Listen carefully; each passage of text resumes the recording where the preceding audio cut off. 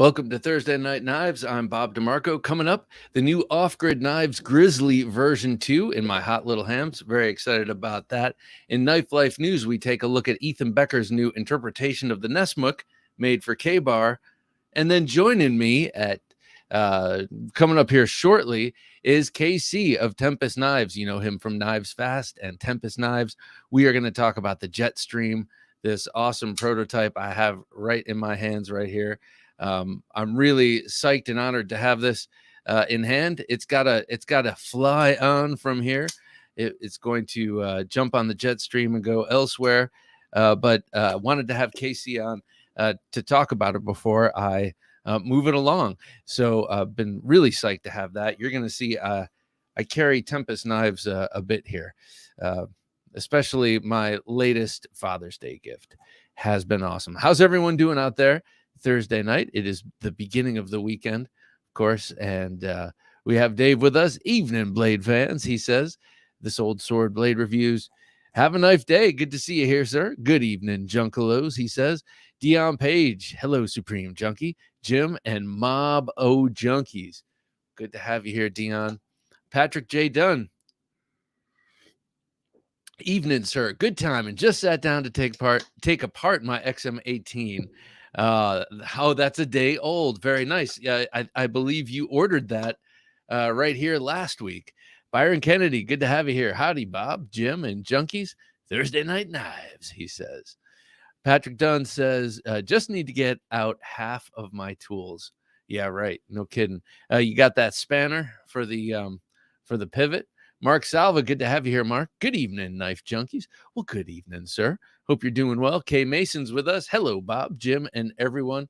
Hello, Kay. James Moore, pleasure to have James with us. Hey, Bob, Jim, and other knife brothers. We have James with us. And we have Luck Knives. Howdy, he says. Man, I'm loving seeing your new shop come together. Congratulations. Frank, evening, folks, he says. Evening to you, Frank. Nice to have you, Frank. I'm not sure if I recognize you, Frank. Well, it's a pleasure to have you. Will be. Evening, Bob, Jim, and Junkies, he says. Evening, Will. Always a pleasure. Andrew Anderson. Andrew, how are you? Good evening, gents, he says. That's right. We are a bunch of gents. We are a gathering of eagles. No other place to be on a Thursday evening. I could not agree with you more. Blame Dexter says, heyo. Well, Blame, it's great to have you here, Blame Dexter.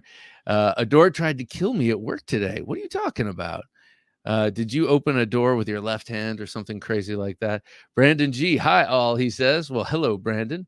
It's good to have you here. Your icon looks like someone trying to look through a fogged up glass, kind of haunting, I must say. So how are y'all doing tonight? I'm really excited to have Casey with us. I saw his Jetstream at his table at the Tempest Knives table at Blade Show this year, and I was really impressed and quite excited when he asked if I wanted to have it for a short period. I've probably had it a couple of days longer than I should, but I'm going to get this in the mail probably tomorrow. Probably. Very nice knife. We're going to talk all about this coming up here shortly. But before we get to that, I want to tell you what I was carrying. So I think it's time right now for a pocket check.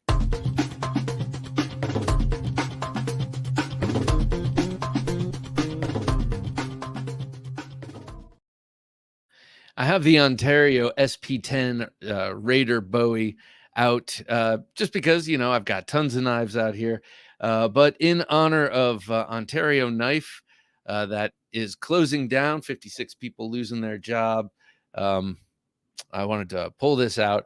I feel like I need to get more Ontario knives before they're gone. I'd like to get a couple of old hickories. I got to say, I like that 5-inch old hickory knife with the leather sheath. I'd love to get that. It's kind of like half cook's knife, half outdoors knife. But this thing, the Marine Raider Bowie, is just so cool. But I was not carrying this today. I was just admiring it before the show. So I'm gonna put this away, and I'll show you what I had in my front right pocket. So in honor of the interview I did today, I had this Cold Steel Espada large on me. Today I spoke with Keith Beam, stickman over there at Cold Steel. You've seen his videos. He's a great guy and very interesting man who has a very interesting past. And so we talked all about it, and we talked all about Cold Steel. And of course, I had to have this in my pocket all day long in honor of it. It's been a great couple of weeks. A week ago today, I spoke with Lynn Thompson. Those interviews will be coming out on the Sunday shows at the end of the month. Well, I guess we're at the end of the month. So Lynn Thompson will be on the 30th, which is just this Sunday coming. And then after that, 2 weeks after that, it'll be Keith. But so just an awesome knife. I had this. Where did I use this? Oh, I cut foam with this today. Talk about overkill. I cut foam and bubble wrap with that. Yes, that's the hardcore use I put that hardcore knife to. But that was after the duel, which I won. Okay, next up, since it was a Cold Steel day and I actually had things to package up, which I thought I was going to send today, but didn't. Sorry, Hero Sticks. You'll get your package soon, as will Best Tech and Jock. Jock, your knife is on the way also. But anyway, the other knife I had just for packing boxes was the Cold Steel Kiridashi. This thing is awesome. And I love how a Kiridashi is that angular tip Wharncliffe style blade. But when you put the spine flat, it's always an upward angle towards the tip. So the tip is sort of center, but it's also down low. It's center line on the knife if you hold the spine parallel, but if you hold the edge parallel, it's down, and it gives you that natural angle that your hand, that angle of attack. So just a really cool knife. I've noticed that angle in the Wharncliffe half track by Hinderer. I've noticed that angle on the asymmetrical contact. That is a Wharncliffe with an upward angled edge, and I just think it's awesome. This came in pretty handy today, and I like the little fob. Ordinarily, you wouldn't catch me with two of the same brand knife on me, but today was a special day, a banner day, a red day. Okay, this is the asymmetric. No, not the asymmetrical. This is the auxiliary manufacturing pocket rocket. 3-inch dagger. There's a larger one. There's a smaller one. But this one is mine. Great clip on that. Great sheath. Listen to the sheath, actually.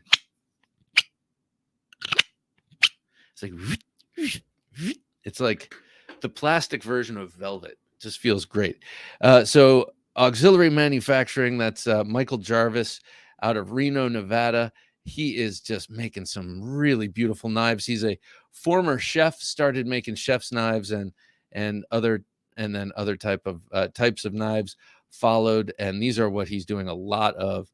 EDC, fixed blades. This is the one double edge. He does a lot. If you're not into double edge, he does a lot of knives that are very utilitarian, great EDC. Like, look at this handle. The handle is faceted so nicely. It's octagonal. If you include the tang there, it's octagonal and cross section. And then it's got these scoops out of there. And any way you hold it, it just feels great. But anyway, as I was saying, he's got a lot of EDC fixed blade designs that are not double-edged, but can be pushed to tactical if need be, and would do so, well. But this one right here is a dagger. I love it. I love it. This is my one EDC dagger. This is one that I carry quite a bit. And it's funny to have a fixed blade so much smaller than your pocket knife in that Espada. Okay, and last on me for emotional support, my ESK, my emotional support knife was the Microburst by Tempest Knives. Yep, I carry this one quite a bit. This is a fidget and workhorse, a fidget workhorse and a workhorse. This is a great cutter, and it fits the hand great. This was my Father's Day gift this year. from my family, even though I'm the one who purchased it. I was there to see it. They just said, get yourself a knife for Father's Day. And I love this thing. This gets more, I carry it for emotional support, quote unquote, for the fidget factor and for the way it feels in hand. And that's important to me. But I end up using, this is a great user. I end up using it quite a bit. I didn't today, but I do in general. Not sure what that stain is there. So that's what I had in my pocket. What did you guys have in yours? Let me know. Drop it in the comments below, and let's talk about what it is. Do you have anything new? Are you carrying anything new? That's always exciting. I feel like I'm always kind of carrying something new because I'll get a new knife, and the one that was there before that I was enthusiastic about, it still hasn't run its course. So with every new one, it's like you still have that thrill. Blame Dexter says, let's just say gravity plus heavy object equals bruised up back. Oh, geez. Let's say gravity and heavy object bruised up back. Sorry to hear that, man. Yeah, you got to be, I'm not saying you got to be careful. That sounds preachy. What I mean is, I'm sorry to hear that. And I hope for your speedy and swift and complete recovery. Post haste. Beaver Baron, good to have you here. Good morning, guys. He says, that's one big badass knife right there. Yes, it is. It is pretty awesome. And you can still get it while you can. It was only $60, and it's a classic from Ontario Knife Company, which is no more. So that was so weird. Actually, Byron Kennedy's the one who raised it to my attention last week here on this show, and man, it blindsided me because they seem like you take them for granted. You take companies for granted, just like Cold Steel, for instance. They could have gone away. Greetings, all, says 5 Doors. 5 Door, good to have you here, sir. He is a gentleman junkie, as is will be.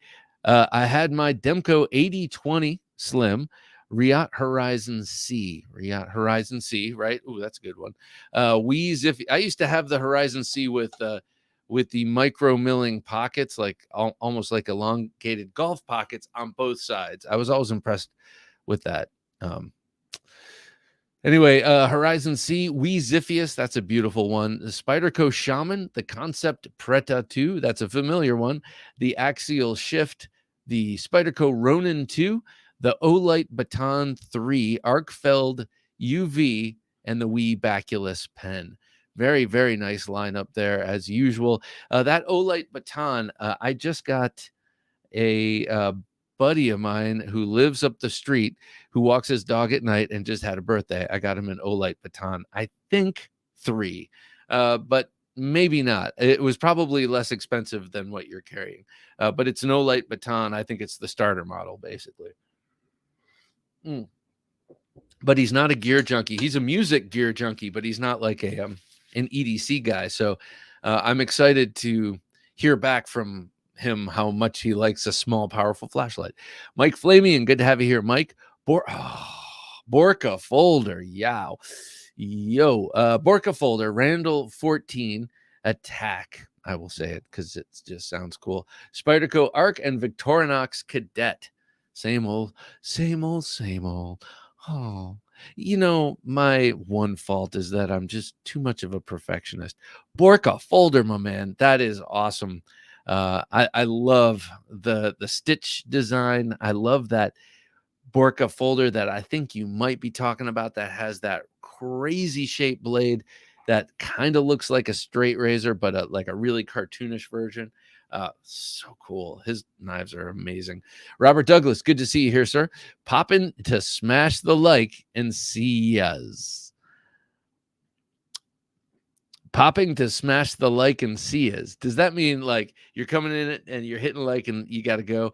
Because if so, Robert, thank you so much. I appreciate that a lot. And if not, stick around because I appreciate the conversation. James Moore says, carrying my Trevor Berger EXK Plus liner lock with marbled carbon fiber scales and 2.8-inch hand-rubbed M390 blade. my first custom order from Trevor Berger or from anywhere? Because I know you have a number of nice custom knives. Are those all knives you got that were already made that you bought? I'm interested. If you could be, let me know. First one from Trevor Berger? Question mark. Things that inspire me. Good to have you here. Things that inspire me. Are you into stone knives? Um, uh, I- n- no, but I could be. I mean, this is something that my wife always talks about because she's a big fan of the book Clan of the Cave Bear, and I think in the third book, the main character hooks up with a flint napper, and she's keeps urging me to read that book, and I just haven't. But I'm fascinated by it because we always talk about how knife is the first tool. You know, we have all these fancy new productions, but they've been making knives forever. How do you do something new with something that's been made for that long, and yet still people do? So interesting question, and yeah, I could be. Um, Currently not though. I need that input, that push. Five Door says cold steel Kiridashi is an absolutely good value, cheap and awesome. Yep, and it has that, what is it, 4034 stainless steel. I think it's a Krupp steel, and it's got the triad lock. The steel is soft and substandard to people who are knife snobs, but it's great. It works so well. It gets so sharp, and you can touch it up lickety split. I love it. Dion Page says Recon 1 Tonto, very nice. Spike Tonto. This is like you were carrying this last week, and the Swiss Army knife Evo grip, because I love the Spike series. That does not get enough love. The cold steel Spike series. Very nice blades, and capable and light and slender. Dave is starting to compete with Will B and Blade Ogre with his carry. Blade Dave says this old sword blade review says today's carry Kaiser Brat Integral. That's an interesting knife for sure. G10 button lock. Concept Main Street crossbar lock, beautiful in Red Dawn G10. That's a very nice one. I love the whole situation with the sharpening choil on that. It reminds me of on the crossbar lock version of the Concept Main Street. It reminds me of kind of the sharpening choil area of a Sabenza or a SOCOM Elite or something like that. Really nice. A Concept Corvid XL cleaver. That's what doesn't it have like a small and a large hand fist bumping? Kaiser Mad Tonto, awesome knife. The Max Ace Hellcat Bally Song, and the Woobin. You got a couple two Max Ace Bally songs recently, I think, right? I'm not sure if I'm remembering correctly. And then the Woobin E62 tactical penlight. Dave, that's pretty awesome carry, and kind of sticking with the Kaiser and Concept theme, and then breaking off and going into the Max Ace Bally Song area. That's good. I like that carry. Always awesome. Patrick J. Dunn says, I love my microburst. Yes, sir. Yes, sir. It's a great knife and great for the fidget, no doubt. Will B says, I can't stick around long. Going to work 2 hours early to beat the heat tomorrow. Oh, I hear you, man. Everyone be careful out there. We might have something, not we, but they might be canceling some productions that my place of work has lined up tomorrow. Aberdeen Blades, good to see you here, sir. Chaka, sir. Great to have you and your cool logo there. Byron Kennedy says, Carrie was an off-grid necker, Cold Steel Recon 1 Spear Point, Rough Rider Brown Bone Hawkbill. That was your ESK. Very nice. I haven't gotten a Rough Rider in ages. I need to come back into the fold. And the Milwaukee Fastback 6-in-1 utility. I believe on that Milwaukee Fastback, the main is a like 3.5 or 3.25 inch blade, right? And then it has some other tools in the handle. Oh, the Oz Roosevelt. Mike's got the Oz Roosevelt. This one, if I'm not mistaken, I may be mistaken. I think you may have just gotten that or just ordered that when you and I spoke. Five Door says, but that knife was on loan from Roosevelt was on loan to me by Lefty, I think EDC, and man, what an amazing knife that is. Just feels great in hand. It's just beautifully built. Everything about that thing was awesome. Five Door says Strider 75 AR and Feel Good Jack microburst tonight. Very nice. Very nice carry. Microburst for KC, who will be here shortly. Southpaw Knives says just a plain old boring Sabenza in the pocket today. Almost nothing better than a plain old boring Sabenza, especially if it's a 21. I say that as someone who wants to have a 31 also. Frank says, I finally got my hands on the Spartan Harsey folder I wanted. Can't put it down. That's great news. Which one do you have? Let me know. Is it the one with the KnifeJunkie logo on it? No, it's not. I'm the only one with that, but I know I'm the only one who wants that. I'm interested in what you have because they have so many cool versions of this knife out there. Too bad it's not one that I can afford to collect. I'd love to have a bunch of them. They're also not easy to collect because they're somewhat hard to come by, but what a great knife. Love this knife. Hag 90, good to see you here, Hag 90.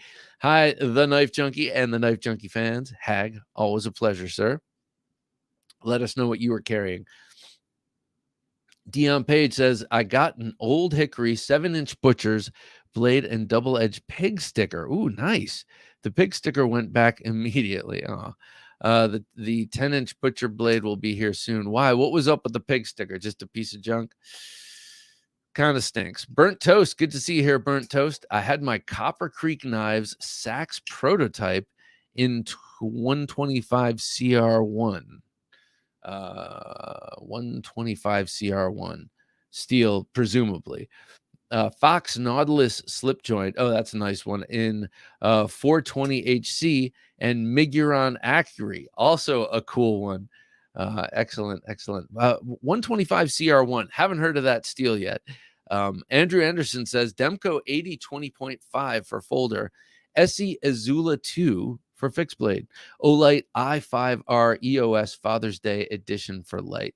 That's so cool. I love all of Olight's sort of well, they've sent me two bundles of promotional stuff, and I love their lights. I just love their lights. This one is cool. It comes off. All you have to do is pull it away from the base, and the light goes on. And the thing is magnetic. The base is magnetic, so you can stick it on stuff, put it on your keys. The Olights are so cool. And I know I'm saying this as a light noob. I like the Arkfeld. I think it's cool. It's got a neat shape. Looks like the baton is cool.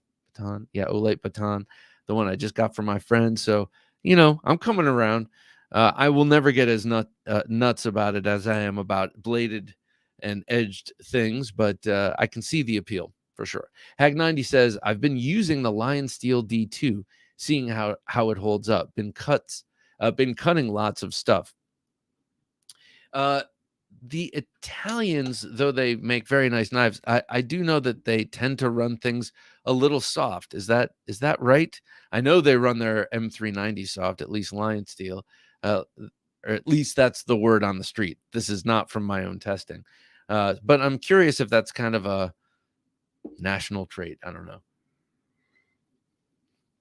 As an Italian American, before anyone jumps down my throat, I know you're not the crowd for that. James Moore says, Bob, the burger was the first custom I got built to order by any maker in 2019. That's awesome. Oh, I see what you're saying. That's awesome, man. I have several that I'm very pleased with. Some that I got that were already made, and then some that were made to order. And the ones that are made to order just always feel just a little bit more special. Hey, Blade Ogre, good to have you here, sir. So I want to let's see, Mike Flamian. Yes, the Shylock Borka. Oh, that one. Oh, that is so cool. That is so cool. Before I have to leave, do we have a tentative date for the Nova 1? Uh, hasn't changed since last week. I actually haven't spoken to him since last week. But yeah, late August. We showed those pictures last week. I assume he's got handles and stuff on them, so they'll be in your hands before school starts. Well, I don't know about that, but yeah. So we're still on schedule according to Matt last week. Cheeto Bandito says, "What's up, people?" Cheeto Bandito, great to see you here, sir. So we have Jeremy Nedro. Nice to have you too. Hello, everyone. He says, "Well, everyone, I want to bring in KC. We have KC of the KnivesFast Channel, but also Tempest Knives. We were just talking about our microbursts. Hello, I sir. saw that. Yeah, that's very cool. How's it It's going?" awesome. Good to see you, man. Good. So let's talk a little bit about this. Thank you, first of all, for sending this to me. This is the Jetstream. Before we get started, let me tell you a little story from the weekend having to do with this knife. My parents were up for a quick turn and burn just to come up from Ohio and visit, see the kids and such. And they were looking in the man cave, and this was out, and my mom gravitated towards it. She makes jewelry. She has an appreciation for tools, and and she immediately gravitated towards, oh, this is beautiful. And I was like, oh yeah, this is from my buddy KC. This is a prototype, and it's called the Jetstream. And she's like, that's the perfect name. So just totally unsolicited, without any sort of bias, an artist gravitated towards this. So Good. just saying. That's awesome. That's a good story. I like that. It's I like to I got a little bling on there with the pivot, and then the final versions are gonna have the micro milling lines, so they'll be real blingy. Have some bling to them. So that's pretty cool. Look at that. That is beautiful. Okay, so there are a couple of things on here. I know you're going from this is D2, this prototype you're going to have. Is it Right. 14C or 154? I don't remember. 154. I ended up going with 154. 154. I went kind of back and forth. I actually did a poll. I was torn, and I did a poll, and people, believe it or not, it was. I mean, it wasn't what I would call super close, but 154 won the poll, and there was maybe 100, 70 to 100 votes, and maybe it was like 65% 154. So I just went with that, and it's turned out pretty good. We've sold quite a few in the pre-order, which remains open for a little bit here, and we're moving towards placing the order and finishing up all of the details and all that stuff. So order should be placed by tomorrow, and everything should be good to go. Hopefully. 154 CM is one of my favorite steels. I mean, I guess effectively it is my favorite steel. It's the Okay. one I've used the most. I've sharpened the most. I kind of know how to handle the most in terms of It's been around keeping. for a long time on pocket knives. Yes, sir. Yeah. Yeah, I do love it. And so I want to talk a little bit about some of the things that is changing in the prototype Sure. besides the blade steel. One thing that was mentioned in the list was softening this landing spot for the Correct. micro flipper. First of all, that's my favorite style flipper. I absolutely love that. And the funny thing is, I was like, what are they talking about? That's not necessary. And then after I read it, I started feeling it. I was like, oh yeah, Yeah. okay, I could see It's what he's talking about. for me. So I've said this a couple times recently. It all depends. If you try to flip it like you do any other flipper, you're gonna run into that. Okay, it's just because you're used to that tab sticking up, and what you do with that tab is you pull it straight back. In this case, is I'm hitting that corner and pulling up and back like this. So I'm not ever hitting that. Right, right. But some reviewers were saying they were. So Bob, all we're doing is just literally taking, you see where it's more of a corner there. We're Yeah. just knocking, just real slight, just kind of knocking that and smoothing that corner off. And I couldn't go a lot further back just simply because of the way we transition like even here, it's right at the transition to the end of the blade. So I couldn't just knock it, way down and go way back or anything. So it's Right. literally just knocking that little 90. It's not even 90, but that corner off right there just slightly. Yep.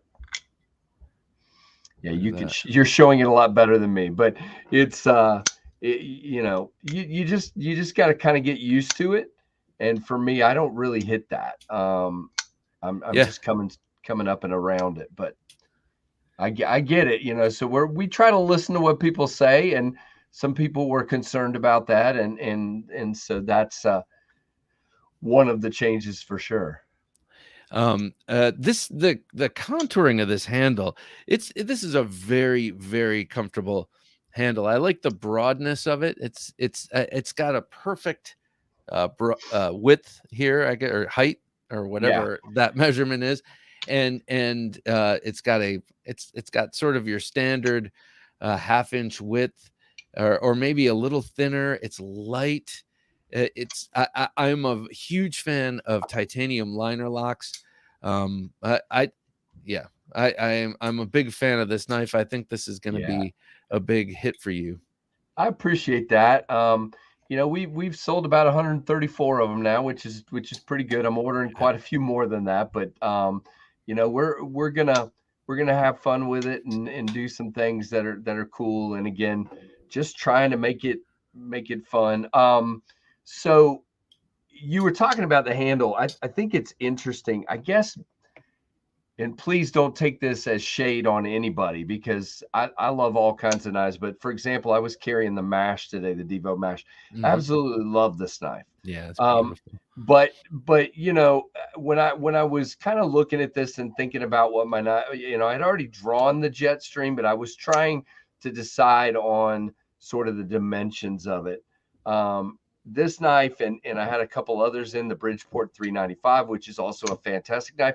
They're all smaller and more slender, and as you know, and it's not titanium, but as you know, I had already done small and slender with the pinion, and so I, behind the pinion, I did the microburst, which was small but not slender. It was taller, and what I discovered. I absolutely love the ergonomics of the pinion. They're fantastic for me.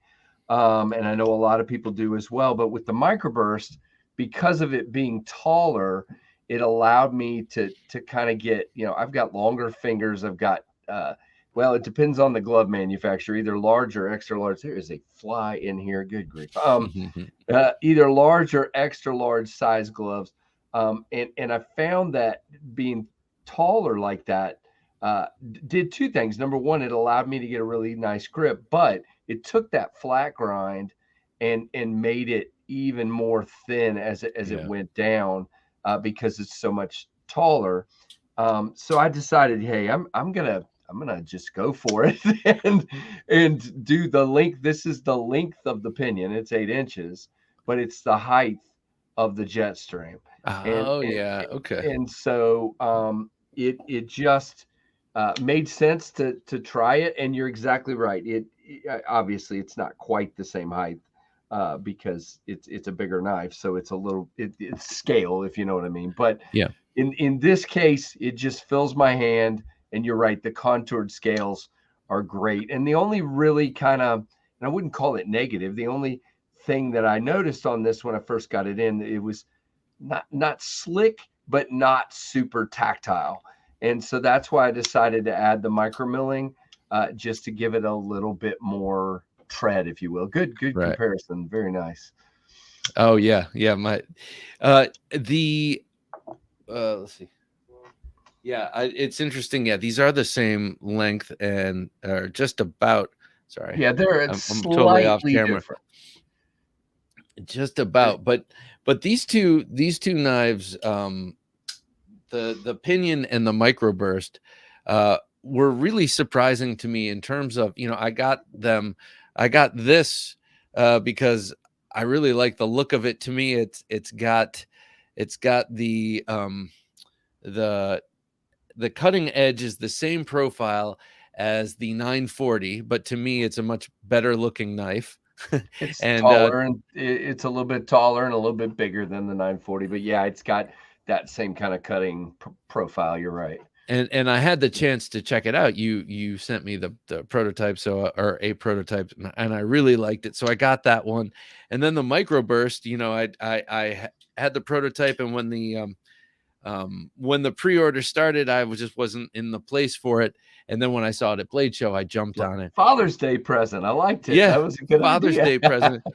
And then yeah, exactly. and then this comes along, and not everyone is ready when you're ready. So I think you're saying you're ordering extra knives Oh is yeah. a great idea, because I'm betting it really paid off with these two. Yeah, Um, so believe it or not, well, I mean, I'm sure you'll believe this. It's the pinions are pretty much gone. There are about 6 pinions left, and I have them set aside. They're not live on my website. They're going to be. I'm going to dye them, and then hey, Kate Mason, I'm gonna dye them, and then my buddy Jeremy, Freak Show EDC, is gonna acid wash the blades and anodize the hardware, and we're mm, gonna sell those as special ones. But pinions are we ordered 600, and they are pretty much gone. So. And the microburst, on the other hand, there are tons of these left. So if you are interested, as a matter of fact, I had some that had to go back to Kubi that had some issues, but they're going to be fixing those up. So I'm going to have a lot more than what you see when you look at the if you see the quantities on my website. There are plenty of these to be had. So there's actually I think plenty of both variety. Do I have the other one here? Yeah. So the stonewash and the blackwash version. There's plenty of those left. So and on the Jetstream, I got to order, because it's a more premium knife. I'm ordering fewer, so they're going to be about 400 of these, whereas the other two were about 600. So but because it's a little more premium, it's a little more costly. So they allow you to do that, knowing you're still giving them more money, and B, not as many people are going to buy in that price range as they were with the. Very cool, Kyle. Thank you, man. Right. Casey says, I'm sorry. K Mason says, Casey, I will support you on the Jetstream. Chicago 23 says, I got my Warncliffe 229 Ooh. Sangra Chavez and the Microtech Ramlock frag. That sounds awesome. I saw Jim put a whole bunch up, and I did not read them. So some really great. All right, Bob, I'm out. 4 a.m. comes quick. Good night, all. Hey, Will. thanks for asking about the Nova one. I'll keep you updated. I'll put up a video soon and show more pictures. Yeah. Have a great night, sir. Beaver That's Baron, awesome. man, I love the looks of that Jetstream. Thank you. Chicago 23, hidden flipper. Yes, I dig the hidden flipper. I'm a big fan of that. Yeah, well, so there's 2 things about that. Number one is it's hidden. It's low profile, so it's not sticking up, but it disappears into the handle down here, and that's what I like the most, because now I can choke there instead of there being a tab there. Pretty fly like for a knife guy. Yeah, me too. And it's out of the Yep. way. Pretty fly for a knife guy says it's certainly better than some of these Fisher Price designs coming out recently. That's pretty funny. Pretty fly. Let me know what you mean by a Fisher Price design. I'm curious. I might have a few, and so I want to know. I want to know how you define them. High Tide EDC, good to have you here, High Tide, and everyone else I haven't greeted. It's great to have you all with us. Good evening, gentlemen. He says, "Well, good evening to you, sir." We have KC here with us of Tempest Knives, and we're talking about the Jetstream. Good evening, gentlemen. Looking forward to receiving the reverse tux Jetstream. Yeah, let's talk about Awesome. the variations here. Mm-hmm. So the one you have in hand is this guy. This is the blue anodized titanium with the contouring. You have a stonewash titanium backspacer. You have titanium hardware, which is satin finished. It's funny, a lot of people don't like to mix hardware, but it's, for me, I'm going for a look. This is satin, by the way. Actually, I take that back. I'm getting all confused now. These are satin. They just look Yeah. a little bit different. The hardware is all titanium, which is great, except of course the liner, which is steel.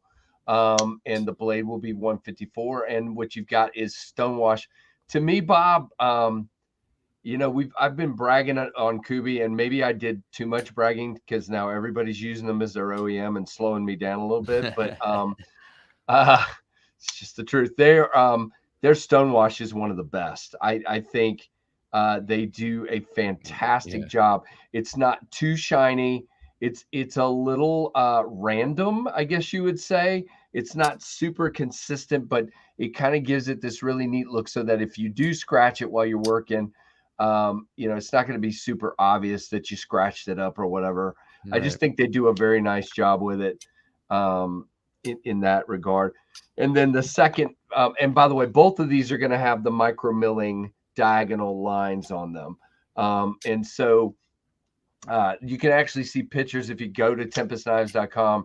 You can actually see pictures of the rendering, of the what the milling is going to look like. But this is the bead blasted titanium version. We call this reverse tux. By the way, I forgot to tell you, I'm calling this the KnivesFast version because blue is my color, and this is KnivesFast blue, so I call it the KnivesFast version. Nice. And this is reverse tux. So you've got bead blasted titanium, black titanium hardware, a filler tab there. By the way, I forgot to say that on the other one.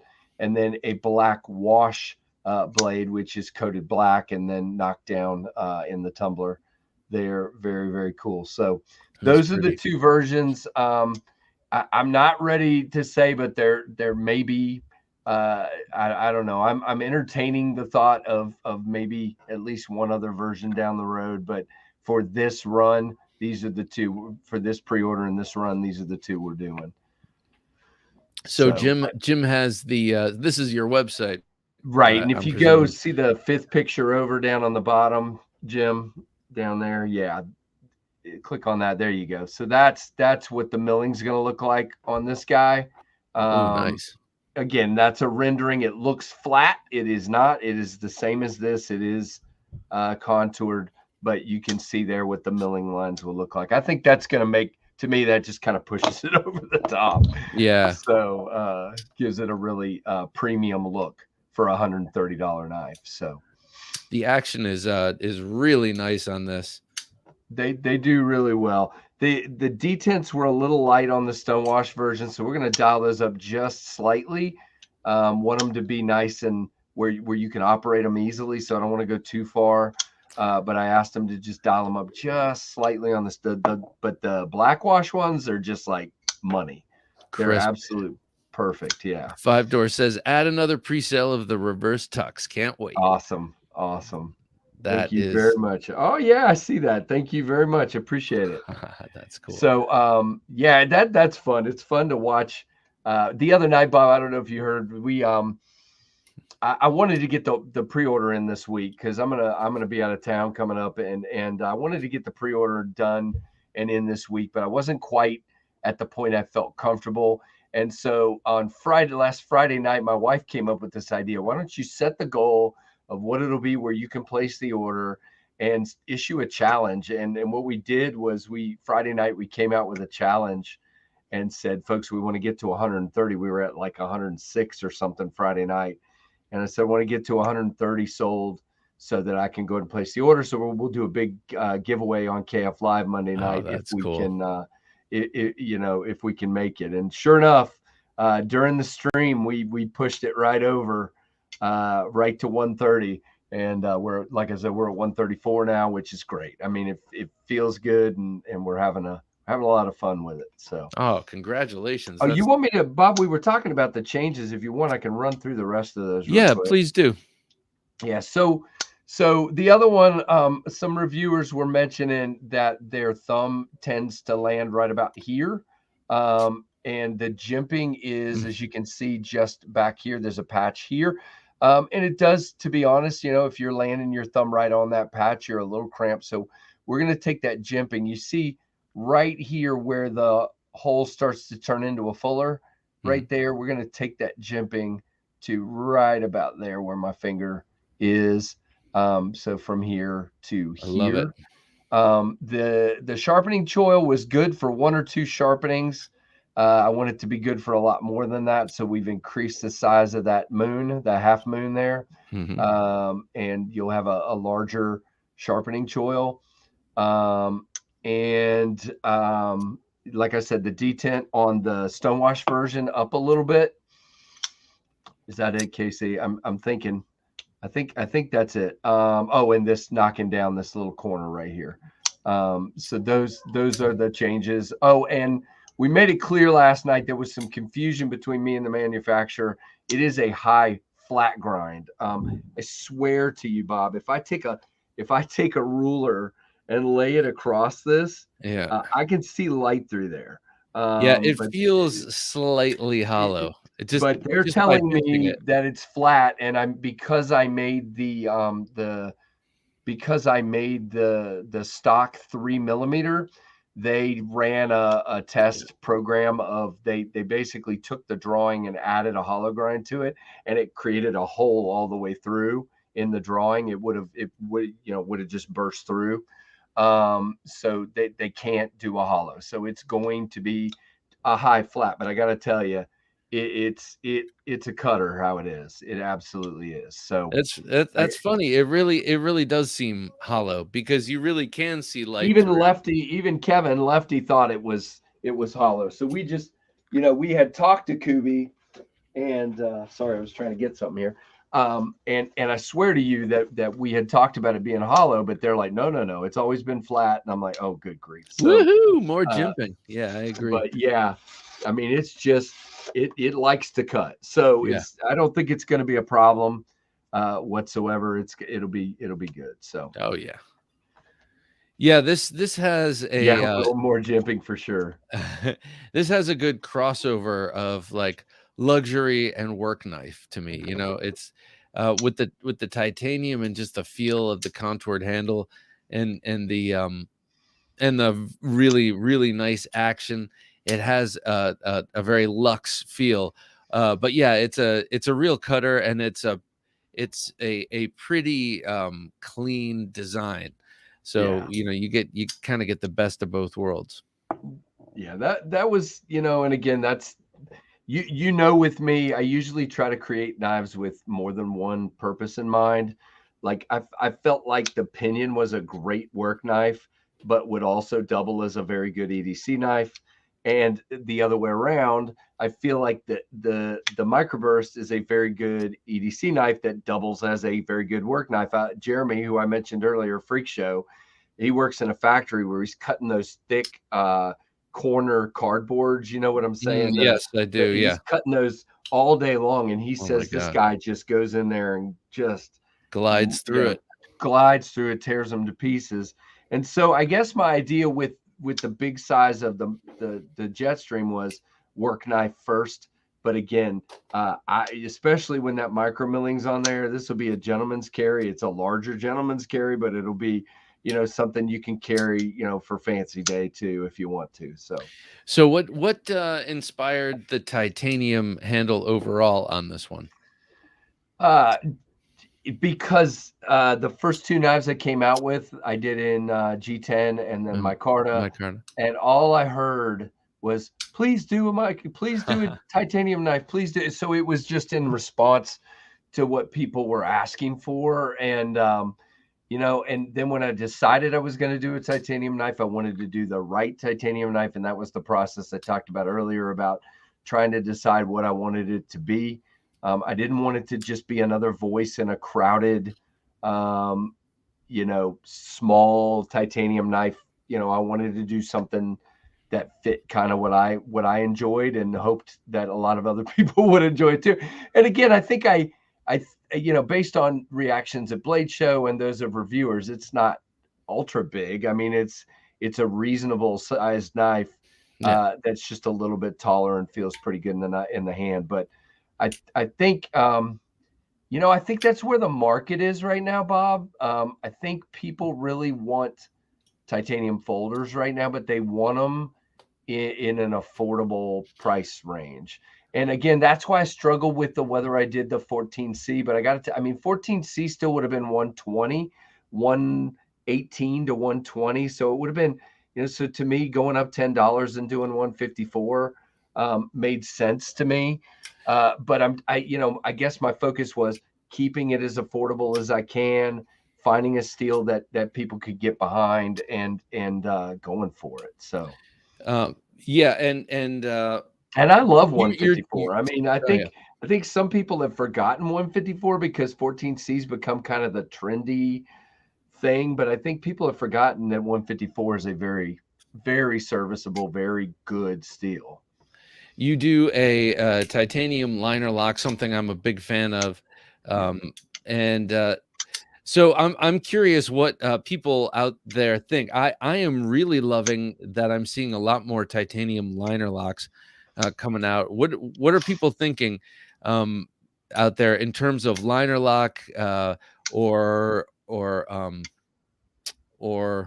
frame Frame lock lock. Yeah, for I know where you're titanium? going. And of course I love both, and I would hate to see a liner lock Sabenza, for instance. But I'm really loving on flippers, just digging the action you get from the liner locks. So what do you all feel out there?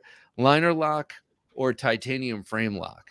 Titanium liner lock or frame lock? I think the action on the liner locks are just super good Yeah, because I mean, there's for none of me, that extra pressure.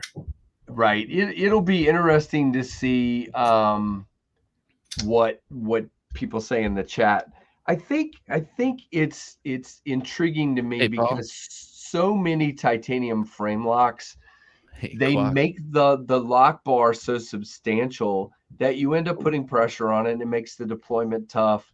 And I think the liner lock is really becoming the way to go when everybody came up with the inset liner, because when you came up with the inset liner lock, that allowed us to make that steel part of the lock bar so small, steel part of the liner, Yeah. so small that you're not creating a huge amount of weight, and you can still mill out the titanium. And I do I hate frame locks? No, I mean, I do not, but I personally like the liner locks. Quack was Uh, saying he's milling out a liner lock as Ooh, he listens to this conversation. very So cool. that's pretty cool. Let me Pretty answer Frank's question.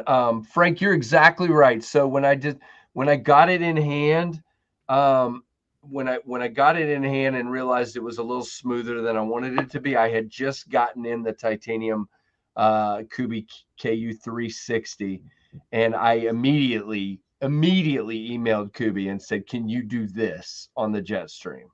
And they said, absolutely. So it's not, I mean, again, it's not like any kind of proprietary pattern or anything like that. They've done this for other people. And I just, as soon as I got it in hand, I liked the way it gave it a little bit of tactile feel to it. It's not super deep. I mean, you can see it's, there you go. It finally focused. But it's enough to give you some traction.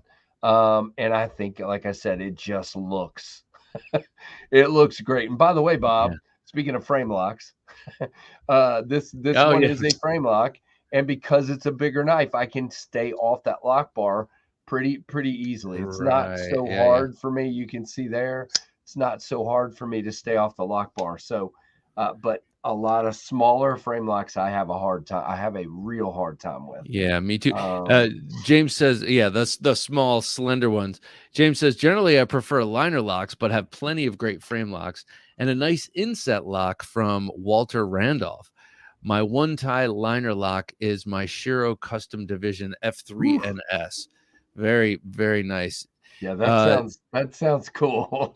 yeah, and it's going to give you great flipping action for that very reason, especially well, no. I'm thinking, I guess Shiragorovs are not. I'm thinking more of a like a slender Sinkovich. You want to keep your fingers off. Internal lock bar relief on frame Yep. locks. I agree, Kyle. I gotta tell you though, as a designer talking to Hey, power companies, play. I'm working two knives ahead right now, and I'm working, believe it or not, on a well, it's a frame lock, but it's really a bolster lock. And I asked for this. It's a different manufacturer than Kubi, and I'm not going to say who yet. I asked for them to do the lock bar milling internally, and they were not able to on that design. So understand, I mean, as a reviewer, I've always said, man, I wish it was all on the inside, but they gave me the reason. I have it in an email. I don't remember what it was, but there are reasons why that he's talking about this right here. I'm sorry. He's Okay, that's talking what I about thought. the relief. It is better on the inside. There is zero doubt about that. But in some cases, I'm told they cannot do that. And I don't, it has to do with the contouring and the thinness and everything else. It just gets too thin and it'll break. Oh, yes, And the yes, contouring. That makes sense because right. you're Go ahead. losing surface area as you. Correct. So, and all of my knives, I try to make them contoured, and they said the combination of the contouring and the thinness of the titanium made it where they could not do it on the inside because it would break. And I'm like, okay, they've tried it, they said, and it doesn't work. So, and I cannot wait to, man, I've been trying to get that one off the ground for about 4 months now. When that one actually happens, I am so excited to show that knife. So What's very the excited. what's the unique selling proposition of that knife? What is it? It's the first truly premium knife that I will do. It's it will have inlays. Let's put it that way. It's a bolster lock with inlays. I love a bolster lock. Yeah, and it is a little thicker stock, so I can do a hollow on it, and it'll be a really interesting one, I think. And I'm Frank going to can't keep wait. it with the. Yeah, there you go. I'm keeping with yep, I'm keeping with the weather theme. That one's called the, and again, I have to be careful the way I say this because apparently in another language this is a bad word, but this is the English word virga, virga, which is rain that does not reach the ground. It's, when you're driving and you see rain and it's evaporating before it hits the ground, that's called virga. But apparently virga with an E is a bad word. And so I got to be careful about that one, but I'm not going to change the name. I like it. So do you know what language it is? I don't remember. It's been, people on my stream have said it several times. I bet you somebody in here is going to say it's this, but I think is it Spanish? No, it's not Spanish. I don't know. But trust me, it's been, every time I say the word Virgo on my stream, people just start snickering in the chat. And I'm like, no. That's funny. God, I love that. So it's the same thing, by the way. It's moisture that doesn't reach the ground. So you know how you see snow and it's flurrying, but it evaporates before it reaches the ground. Yeah, I want to do an El Nino or Il Nino as well. Trust me, my book is full of things with names. I've got a derecho, I've got a Cumulus, I've got, they're all in there. So I don't think I have an El Nino though yet. I have a fixed blade that's called the Dust Devil. I want that one to come sometime. El Nino has to be some sort of a fighter, some sort of self-defense knife. All right, because the El Nino. You're gonna have to help me with that one because I'm not the fighting knife guy, man. I'll have to figure that one out. Well, there are always ways to make like really, really excellent EDC knives tactical. Like this is, like we were talking about this little. Yeah. This is great. All you got to do is put it in your hand like this. It's an awesome fighting knife, or self-defense knife, I guess. Yeah, we were talking recently on my live stream about the Dirk Pinkerton designed concept Main Street. That's one that you definitely could, as Kevin Lefty EDC says, defend your Slurpee with. Defend your Slurpee. At the gas station fight, I can make a butter knife tactical. Yeah, I bet you could. Hey, if you know what you're doing, man, that's great. Ooh. Need a large cleaver called the Chinook. And the Chinook that's like a nor'easter, right? Byron, I don't remember what kind of, it's a storm. Chinook. It's also a big helicopter. Is it a Canadian? Is it like a Canadian, like a name for a storm or something? I don't remember. Somebody tell me what it is. Yeah. Drop it in the comments. Yeah, So somebody knows. how did you hone in on the what kind of weather names? It's a dumb story, Bob. It's Oh, I we don't were know that we were one. trying to back when we were doing the Blizzard in the mountains. Okay. Chinook okay. is a blizzard in the mountain. Thank you, Byron. There you go. We were trying to hello, Hello, Cap Capmuck. Muck, if I can talk. Um, we were trying to name the knife company back when the Mach 51 was coming out. We were just trying Oh, to come God. up with a name. Yeah. And everything we were coming up with was taken or had a similar acronym. In other words, like my last name is Spirion, so I was going to go with Spirion Design Knives, SDK, and there was an SDK already. I don't remember what it was, but everything was taken. So we're sitting on the beach, 2 years ago, and we're all sitting there, and my brother-in-law and two of my kids and me, and we're just throwing out names. And I kept, nah, I don't like it. Nah, I don't like it. And I said, hey, and I always do. I'm a weirdo, Bob. I love storms, and I literally, if there's a rainstorm nearby, I'm on the porch watching the lightning. I'm that guy. I've always been that way. I've actually chased storms in the past, and the whole, I'm a news guy, so it just runs in the blood. So, so there was I could see way over in the distance a thunderstorm coming our way. And I just looked at one of my kids and said, "There's a tempest a brewing." And he goes, "That's it, that's it." And I go, So cool. "What's it?" No, he goes, "Dad, the company, Tempest Knives." I go, "Sold." And then the pinion was the next knife, and because that was about the Mach 51 didn't happen, and then somebody just said, you ought to name it after weather since you went. I went, okay. So then we just, everything since then has got a weather name. So Yeah, it's just one I of those like that. things. I like the origin story for the company name, but I can't believe I just asked you why you name all your knives after weather. Your damn name is Tempest Knives. Yeah, I'm exactly. getting slow, man. I'm I getting knew where you slow. were going, and it's all good, man. Trust me, it's all Jeez, good. oh Hey, man. look, here's the thing. I think we're close to the same age, Bob, and it's Yeah. 11:03 on a Thursday Yeah. night. It's been a long week. It's all good. So, yeah. So what are the design goals for your fixed blade? Let me ask you. So I've actually got two fixed blades drawn, and I've actually got both of those in CAD now. Both of those are over in CAD. I'm just trying to decide what I'm going to do with them. If I'm going to turn them over to a company and let them, license it, or if I'm going to do it myself. But to be honest, so there are two.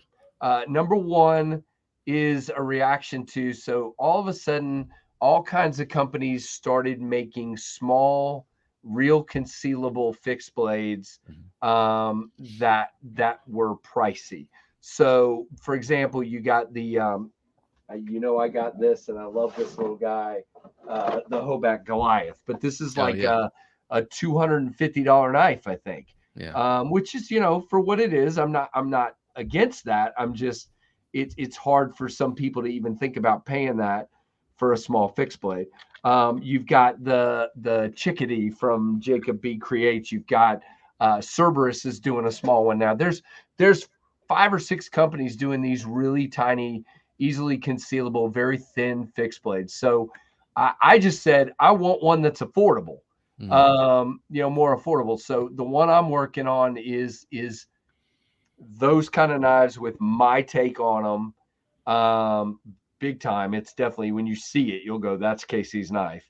And small and concealable. And my goal is to get it in the affordable region. What that is, I don't know yet. Hopefully just under 100, but maybe just over. I don't know yet, depending on what materials, what kind of sheath we go with. So that was the goal of that one. And then the second one was just like a around the campsite. I don't want to name it a bushcraft knife, because then everybody's going to judge it in a totally different way. That was Yeah. the intention. It's Yeet a feet. around the campsite knife, and what I like in a knife around the campsite for, go ahead. Oh well, I was gonna say Yeah, before we go yeah, off, yep, the EDC fixed blade. I've been EDCing a fixed blade also. Yeet feet, good to have you yep. here, and I've been EDCing a fixed blade for a few years now, Yeah, you and have I've absolutely. I've moved to the what do you call it? Appendix carry up front for most knives, kind of like this, Okay. except Yep. in the waist.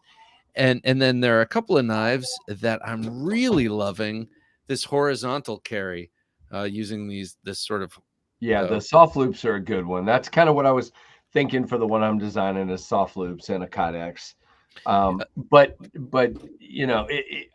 I personally think they're brilliant. I mean, you yeah. got something that's very sturdy and yet very small, gives you that, portability on a very sturdy tool. You know what I'm saying? It's Yeah, that's and you can have a smaller handle and a bigger blade. You don't need the handle right. to be a little bit larger, an inch larger than the. Right, like this one, you can see the blade is definitely larger. Mine's kind of like I said, mine's got my own take on it, but we'll see how people feel about it. I'm not quite ready to show it yet because I'm still tweaking it. So Oh yeah, yeah, yeah. yeah, the We second will one, serve no wine before it's right? time. The second one is larger, and Bob, a camp fixed blade means to me it's got a lot of belly, Okay. and so to me it would be a good fish knife. It would be just a good like food prep knife around the camp. But if somebody's into carrying, I mean, I think it's 8.5, so it's not that big. That kind of fixed blade on the daily, you could definitely do that. But I will tell you, you'll see it and you'll go, whoa, belly, because it's focused on having that very ergodynamic, That's pretty ergonomic, cool. ergonomic. Wow, ergonomic is ergodynamic a word? Ergonomic It is handle. now. I told you I'm tired, Bob. Ergonomic handle, along with a taller, thin, flat ground belly of a blade. So that's kind of where I was going with those two. I like it. I do like the idea of little scalpel like blades. Like I got this one. Mhm. Was a total impulse purchase here, at Blade Show, from Oh, a maker who makes these incredible kitchen ooh, knives, and they had these little scalpels. So I just wrapped it in jute cord, drop it in my pocket. You have a little fixed that's blade. crazy looking. Yeah. But I want to show you something.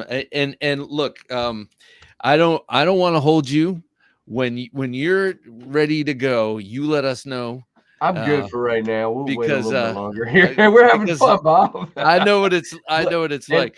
Blade Ogre, I would call the blade a little bit Nessmuck and a little bit Knives Fast. It's A yes, little it bit definitely country has a and a little little bit bit of rock Nessmuck. and roll. Yeah, it definitely has a little bit of Nessmuck going on. Hey, Let me King Snake. let me show you these.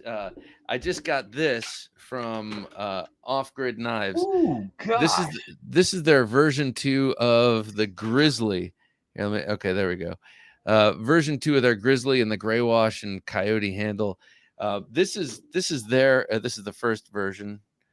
They made some really nice changes. This is what we always bring on vacation with us, Sheesh. and Yeah, this is a camp kitchen knife, and it really is. he says it's not a don't bushcraft with it, it's but so I like this. You're talking That's about crazy. an around the camp um knife. I like that as a general category, because you can go in a lot of different directions with that.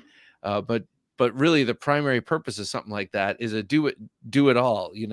Maybe you have to chop a little bit of Right, twig, not big giant logs. Maybe you got to right. cut up yeah, it is a beast, but thin and light. It's less beastly than the first one, and maybe you got to definitely have to prepare food. Power Play Yes, I'm says, wow. sorry. Dion says, that's for taking arms off. Yes, indeed. It's a camp kitchen knife and an arm taker offer. You And don't an love it. arm taker off. Yeah, they Oh did my like some God. contouring of the handle. It's a full flat grind now. This is the old one here. Oh, it's in 14C, whereas this was AUS 8. But it's a great little this is a travel I don't kitchen know if knife. you That's could really use what we use little, it for. Bob. Little's not the Yeah, right right. word there. Right. It's more like a chef's knife than anything Yeah, else, absolutely. King And Snake Jake, good to see you here, sir. you can do a little bit of chopping with it, a little, brush kind of stuff. Yeah. Yeah, right. Yeah, definitely. So, I'm trying something different with the handle on that one. I'm trying to make it. I'm trying to hone in on some of the ergos that I would like to see in that kind of a handle. So we'll see how I do, and that's kind of why I'm not showing it yet, because I'm still working on that part of it. A spay cleaver. But Yeah, that's yes, right. spay cleaver. Yeah, that's exactly what that is. So That's yeah, good. I guess in designing the handle for a do it all camp knife, you want to remain somewhat neutral so you can accommodate all Very these much. different grips. But I guess in a way you also want to be able to like flex a little bit into light chopping or so Yep. that presents some challenges. Are Yes, it you does. familiar with Chris Tanner, Prepared Mind 101? Do you I know think I've him? heard of him, but I'm not super familiar. He's designed a bunch of knives that have been made by like Bark River makes a couple of his knives. Um, Okay. but he has one that is made by Work Tough right now, and it's like a big Bowie blade, but it's got this really long handle. And he's made a couple of designs with really long handles, and I thought that was very interesting. I mean, they're big choppers; they're not, Right. um, I think that was one of my. You probably noticed this, but that was one of my entertainment things at Blade Show when it did get slow a couple of times. Work yeah. Tough was two tables down Oh, for me, right, so right, right, I right. kept Oh, going and looking at those ginormous knives they're so cool. that they had on the table. They had some crazy. They even had some kind of two-handed. Did you see that thing? Yeah, With yes, the I big. did. Yeah, I'm like, holy moly! Yeah, almost like a pole arm or Right. Pretty crazy. glaive I or gotta whatever tell those you, things are called. while we're talking about fixed blades, I don't know that I've shown you this one. I think I'm gonna Frank go. You says, talked "Is the about fixed blade the Virga or the?" the fixed blades are the Dust Devil and the shoot. Not the shoot. Oh, it's over here. The fixed blades are the Dust Devil for the small one, obviously, and you might, if I keep doing this, I might accidentally show it. The Dust Devil. Now the Duratio is a folder, a angry looking folder. we like angry looking folders. Yes. Work Tough The Gear other, JXV is my stump smasher. the Yes, Stratus, JS5 the Stratus is the bigger fixed blade. But I don't know. I want to show it so bad, but it's just I don't like showing stuff that's No, still no, gonna no, no, no, change. That no. You can't. it's still gonna change. So but what I was about to say is I think I'm about to go on a kick of LT Wright knives. You were talking about Bark Oh, River, and I want a Bark River knife, but I got the Daily Carry Fixie in Magna ooh. Cut. And you want to talk about a really nice EDC. This thing is great. So I think I'm gonna have to definitely build me a small arsenal of LT Wright knives, because this is they had one on sale last week that I really wanted, a little tiny one Uh-huh. that was only like $100 in Magna Cut. I almost got that, and I'm just like, not right now, because I got money out everywhere. So but this thing, I'm impressed with LT Wright. Ketmook loves LT Wright. I have not. This is the I first have one for me. experienced them, but I do not own any. So the only drawback I have is something that they're doing because their audience asked for it. And because this is a daily carry, I would love to have the spine chamfered, but they left Mm, it 90 degrees so that somebody who wants to use this, to start a fire can, yeah. but the reason is, me carrying it like this, sometimes that's a little sharp on the edge here for my thumb. But again, I have the option to use it like this. So it's not a big deal, but and I could fix it if I wanted to. Yeah. I mean, I just knock it down with something real quick, but it is beautiful. It's a beautiful grind. Look at that. Um, That's funny because Ketmuk was mentioning that as a plus, yeah, It's great and because all that's what I those said. They're listening to their audience. yeah, yeah, yeah, and, I know he's a bit of an outdoorsman, so I'm sure Yep. he's loving that for striking fire. Dion Page says, "That's a good little blade." Yeah, Yeah. it looks really nice. Well, and I love the way they do the grind because it's not just this hard, fast into the plunge. You see what I'm saying? It's kind of real smooth going into the Yeah, flat there. It's kind of a neat look to it. And just again, I like a knife that I can get four fingers on, even if yeah, it's a small one. yeah. So that's pretty cool. So yeah, I think I'm gonna have to get some more of their knives. I really do. Yeah, I mean, it's interesting because now that you're looking at, would you say that now that you're designing 2 fixed blade knives, you're looking at them more and more Yeah, interested in I collecting them, think and so. that's cool. Yeah, I mean, again, usually around the office. This one I've carried quite a bit to the office. I would like to get a Kydex sheath made for this one. I know Mhm. that LT Wright fans are probably wanting to throw things at me right now, but I would love to get a little Kydex and do soft loops on this one, and I would carry it a lot more often. Yeah. Uh, but on the weekends around the yard, I carry this a lot So when you carry with the that to the dangle. office, do you just drop it in your pocket? I've dropped it in the pocket, or I've just worn it on my left side on the belt, just dangling because I wear my shirt untucked. Okay, So yeah, it's small enough it stays under my shirt, so it's not a big deal. that's cool. I've got so much stuff on me on any given day. It's like, where do I put one more thing? It's like, Oh, but yeah, I Ketmuk try. says LT does great Kydex. Oh, okay, good to hear, LT. I mean, Cat Muck, I'd like to check it out. If they make one for this, I may have to get that because I think I would carry it more if I did that, or even just something like, for example, that Hoback. I can't. I mean, I need to just take the clip off. I just drop this in the pocket. Yes, yeah. I never clip this. I just drop it right in the pocket. So, and I do So you carry that one.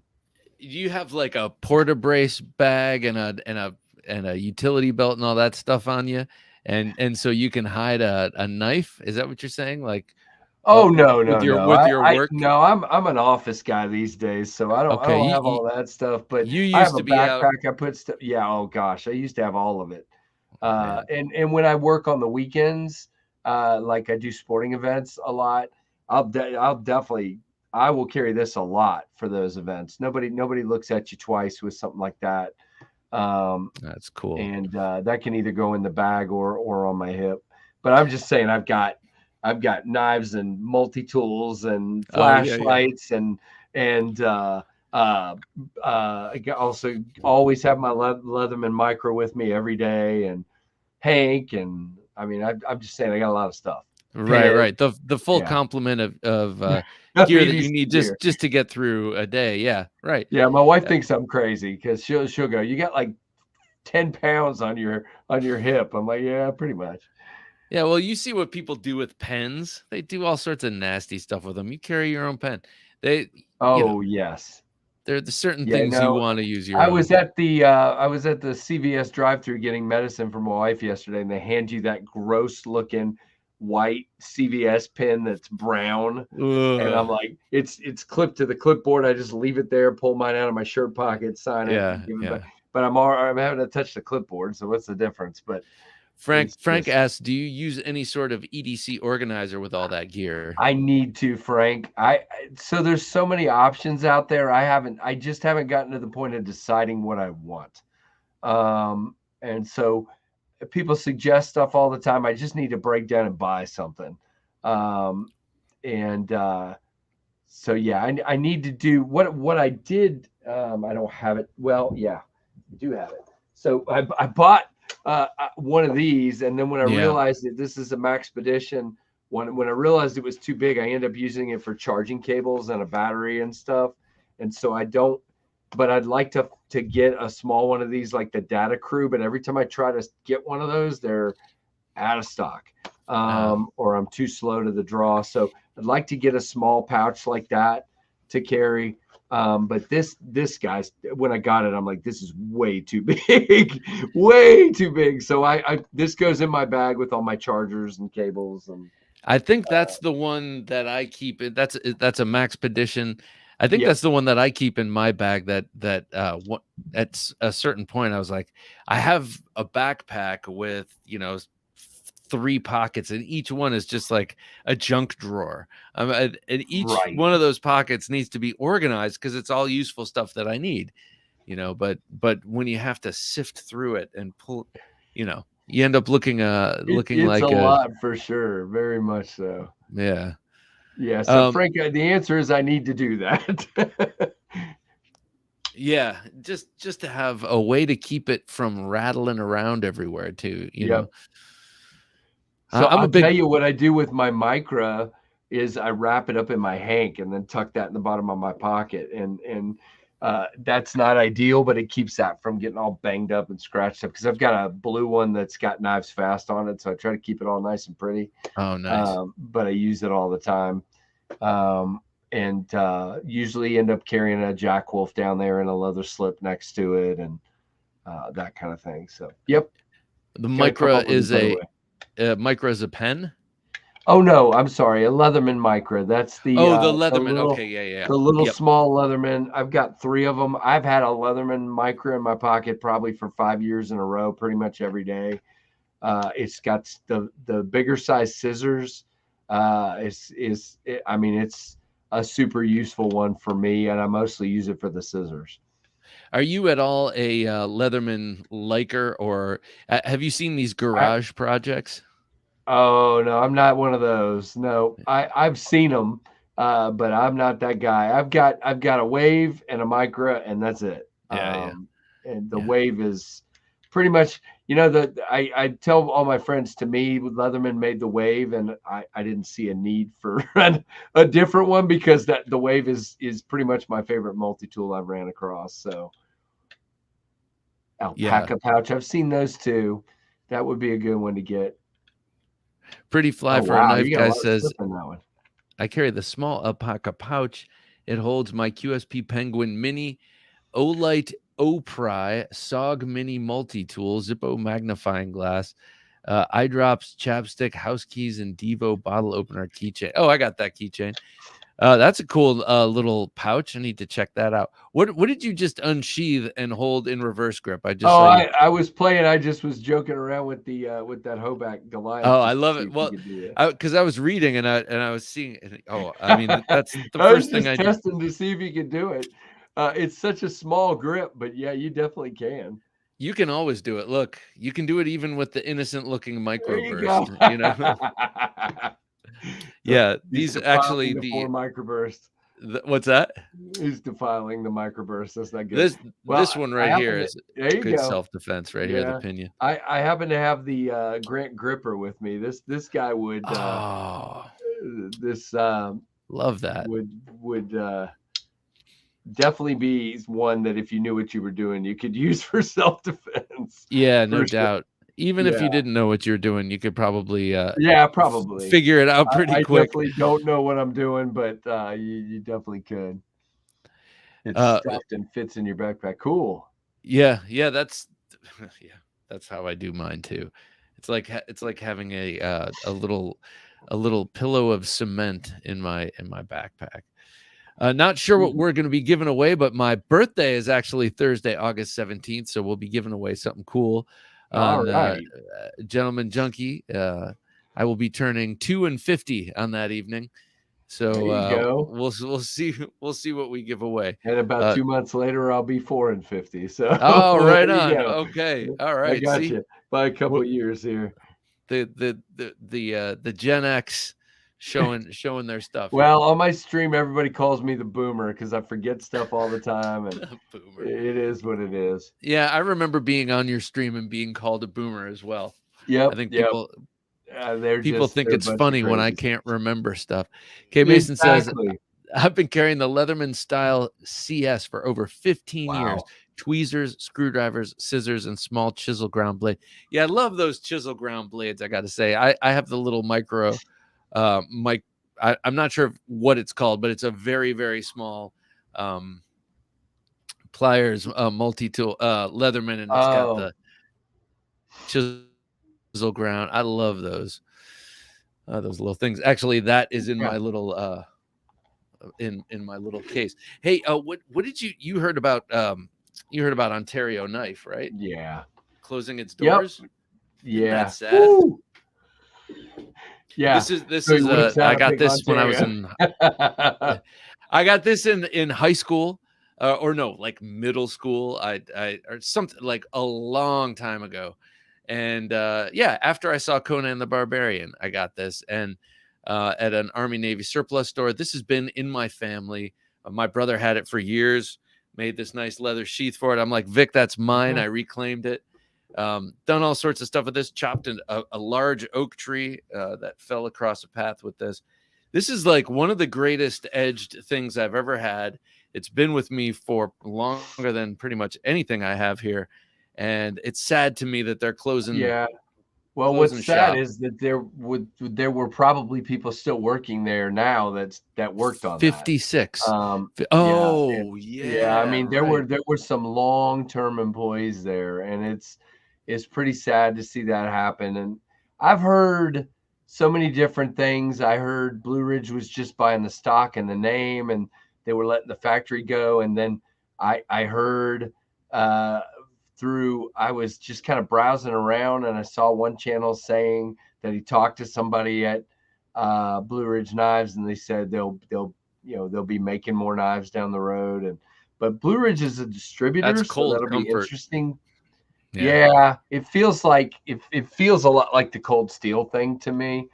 Um, I don't know. It'll be interesting to see. Well, It's funny.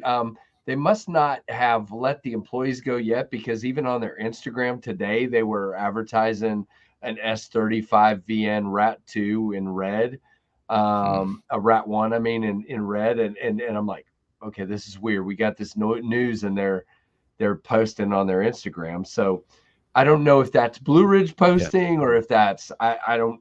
It's going to be weird to us knowing that those people are going out of jobs, and if the knives do get made, they'll probably be different. But they were just saying Yeah. Okay, Kyle. they were operating at a deficit for like 3 years. So Jeez. yeah, Well, bad news for everyone. The cold steel thing turned out pretty well for everyone involved, because the GSM who picked them up really wanted a knife brand in their right. grouping, and they went for one that already had a nice. So I think, but the Blue Ridge, that whole thing does not seem promising. So, but we'll see. Yeah, I don't. I met some of the people from Blue Ridge at Blade Show because simply, I'm a knife company, and they're talking to me about, can we represent you? Can we, Yeah. they're a distributor. That's what they are. They're here in Virginia. They're a distributor, and God bless them. Good thing you're getting knives to the people. That's great. It just seems like if you're a distributor and you're buying something like that, you're looking for the value of the product they have. And we'll see. Maybe I'm wrong. Maybe we'll see them. Maybe they're not going to keep that factory going, but they'll work with. What I think is Blue Ridge probably has big relationships, so you'll see them taking some of maybe the popular Ontario models, OKC models, and working with another manufacturer to make those. Like, for example, a lot of people don't realize this. We talk about the Essie Avispa folder. That's not made by Essie, and that's a Blue Ridge Knives knife, and it's made in Taiwan. And so it could well Hmm. be they start making rats and some of these things in Taiwan and Yeah. branding them as OKC because that's they bought the name. They bought the name and the knives. So I bet you that's what you're going to see. Not American made knives, but something But like using Yep, that's using the name. Dion's going down the same path my brain is going down. So, and it is what it is. It's Chinesium. my knives are made in China, so I can't speak. I would love to work with American manufacturers at some point. Yeah, If I but you're not a 134-year-old brand, No, employing 56 people up in Correct. upstate New York, which New York has painted itself in a corner financially, as have many states. And they don't need another small manufacturer leaving. Right. You wonder how a company like that, though, if you look at them and you look at Camillus, you wonder how they've kept going as long as they have. How do you compete in the market? I don't know. And again, let's not forget, Ontario was making some of these knives overseas. They weren't making them all here. And so, yeah, right. Yeah. But I hate to see it. 56 people or 56 people and I actually put up a thing last night asking people to, get behind them and pray for them and everything or whatever, think about them, pray for them, whatever you do. And because it's sad, it really is. On a selfish side of things, as knife people, it's also good to remember that these companies you shouldn't take for granted. Buy it all now. If you like it, buy it. No, I'm just kidding. Don't be that's the thing with the Ontario knives, the ones that were made in America. Go buy them now because they're going to be gone. So if you put that back up, Jim, please? Yeah, if you want one, right, exactly. Get it now while you can. David J. Tooley, good to have you here, sir. Says, I wanted to stop in and say hi. I head out to the land of Nod. Good night. Good night, man. Take care. Good to have you. Thanks for dropping in. I see KC heading that way too. I know. Sorry, dude. I'm trying, man. No, it's all good, man. No, but this is fun. This is a lot of fun, and I appreciate you letting me come on and talk about these. I'm still obviously anybody that wants to go look, TempestKnives.com. Plenty of microbursts, plenty of spots left in the pre-order for the Jetstream, and again, I'm placing the order, so we should see knives in, I'm saying 75 days or so from when the order is actually placed. So in the next couple of days here. But again, there can be delays or they can be a little faster. It just depends. Like I told you, my biggest mistake is telling everybody who my manufacturer was, me and Lefty. Oh, and, when we did that, everybody in the world has jumped to Kubi, and it's like, it went from 45-day turnarounds to 75 and plus day turnarounds. So, oh man, that's the issue, man. But it's good for Kubi, good. Yeah. Good for Kubi, but you told everyone where your fishing hole was, man. I did. I'm that dummy that my dad used to always say. We would catch these big fish at this one lake, and he would say, if people come up, don't tell them what we're using. Don't tell them where you're throwing it. Don't, my dad would always say, all that stuff. So we used to, funny fishing story, Bob, but so I talk about digressing. My dad came up with this idea. This is not a joke. So we would put one split shot and a hook about 12 inches below the split shot. And we would take an earthworm, and my dad had, this is not a joke, had a syringe with a needle, and you would inject air into the earthworm. Oh my God. And we would throw it out, and it would float off of the bottom. No joke. So you'd have your weight down here, and the worm would float a few inches off the bottom, and so Dad would come up and he'd go, "Don't tell anybody what we're doing." Look, it wasn't illegal or anything. It was just he didn't want his secret getting out, That's so it worked, man. It really worked. So it filled up kind of balloon like. It kind of ballooned up a little bit. Yep. Wow. How the hell did he figure that out? That's a funny one, man. The bobber, a freaking bobber worm. That's exactly what we used to call them. Bobber worms.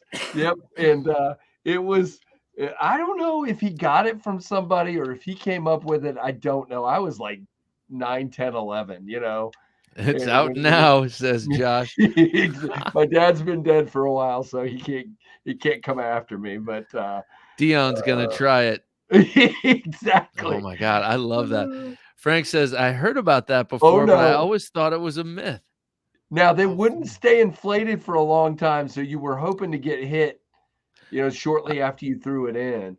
Pretty Fly for a Knife guy says, I saw someone doing that at the Soaring River once. It fascinated me and it worked well. Trout love floating worms. Exactly. Now you'll see a lot of trout fishermen, especially Bob in Virginia.